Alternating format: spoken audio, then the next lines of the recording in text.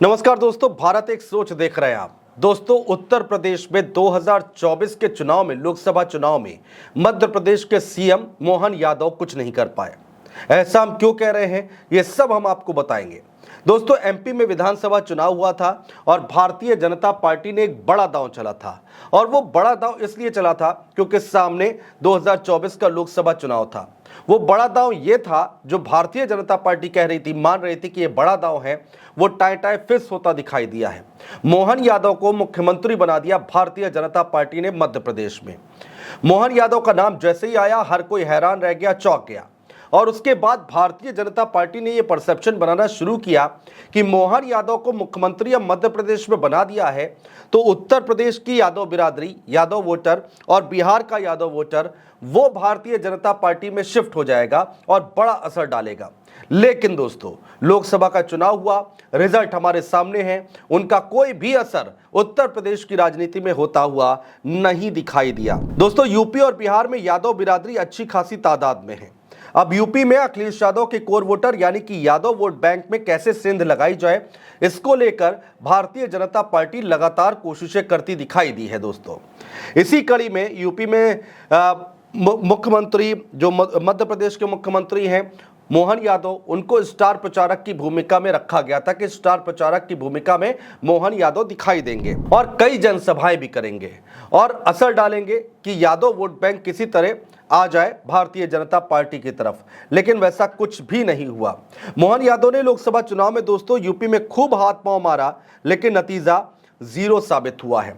मोहन यादव ने खूब जनसभाएं भी की हैं। कौन कौन सी वो जगह है वो भी हम आपको बताने जा रहे हैं। दोस्तों, वाराणसी में सीर गोवर्धन, बदायूं में, गुन्नौर में किया है, इटावा में किया जनसभाएं, वहां पर चुनाव प्रचार किया, एटा में चुनाव प्रचार किया, मैनपुरी में चुनाव प्रचार किया, फिरोजाबाद में चुनाव प्रचार किया मोहन यादव ने। ये वो जगह है दोस्तों जहां पर यादव वोट बैंक जो है वो तय करता है कि किसको सत्ता तक पहुंचाना है, किसको कुर्सी पर बैठाना है। और उन्हीं जगह पर मोहन यादव को उतारा था भारतीय जनता पार्टी ने स्टार प्रचारक के तौर पर जनसभाएं करने के लिए। देखिए, मैनपुरी, फिरोजाबाद, कन्नौज की बात करें तो कन्नौज में भी प्रचार किया, आजमगढ़ में प्रचार किया, लखनऊ में प्रचार किया, अयोध्या में प्रचार किया है, गाजीपुर में प्रचार किया है मोहन यादव ने और महाराजगंज में प्रचार किया है। इन तमाम जगहों पर ताबड़तोड़ रैलियां, प्रचार, जनसभाएं की हैं मोहन यादव ने, लेकिन फायदा कुछ नहीं हुआ। दोस्तों इन सीटों पर यादव वोट बैंक अच्छी खासी तादाद में है और मोहन यादव उन्हीं को टारगेट करने के लिए इन सीटों पर पहुंच रहे थे। इन जगहों में से लखनऊ और महाराजगंज अगर हम छोड़ देते हैं दोस्तों, तो यहां पर भारतीय जनता पार्टी को हर सीट पर हार का सामना करना पड़ा है। ये वो सीटें हैं जहां जहां मोहन यादव गए थे और वहां भारतीय जनता पार्टी हार गई।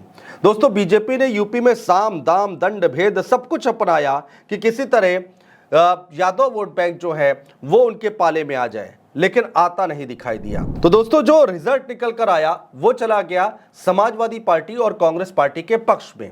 इन सब बातों से एक बात तो बहुत क्लियर है कि यादव वोट बैंक जो है वो एकजुट दिखाई दिया उत्तर प्रदेश की राजनीति में।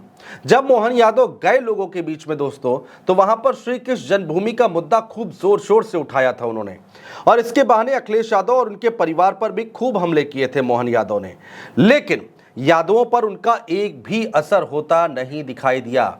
उनकी किसी भी बात का असर यादवों पर होता नहीं दिखाई दिया। दोस्तों, यादव वोट बैंक जो है, जो यादव बिरादरी है, वो कंधे से कंधा मिलाकर डटा रहा अखिलेश यादव के साथ। बीजेपी मोहन यादव को तो प्रचार के लिए लेकर आ गई दोस्तों, लेकिन सवाल यहां पर यह उठता है कि बीजेपी ने कितने यादवों को टिकट दिया।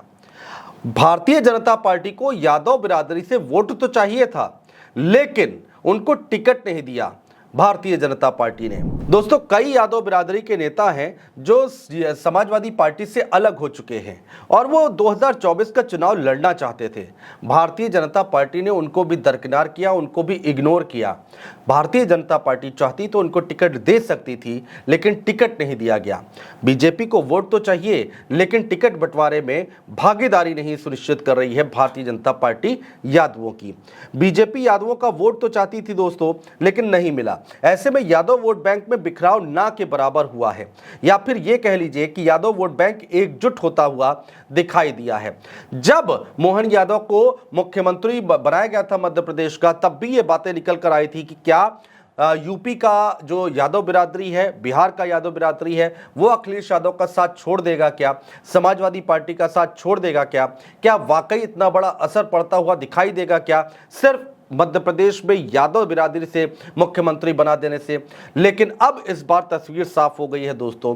इंडिया गठबंधन में एक मुश्त वोट पड़े हैं और भारतीय जनता पार्टी की बुरी हार हुई है। किसी तरह का कोई असर पड़ता हुआ, कोई इंपैक्ट पड़ता हुआ मोहन यादव का उत्तर प्रदेश की राजनीति में नहीं दिखाई दे रहा है। तो ये एक छोटा सा विश्लेषण हम आपके लिए लेकर आए थे दोस्तों, क्योंकि सवाल बहुत उठते थे उस वक्त जब वो प्रचार कर रहे थे मोहन यादव कि अखिलेश यादव इसको कैसे रोकेंगे, अपने यादव जो कोर वोट बैंक है उसको कैसे संभालेंगे। तो रिजल्ट जो है, नतीजे जो हैं, वो अपने आप में बहुत कुछ बयां कर रहे हैं दोस्तों। बहुत शुक्रिया।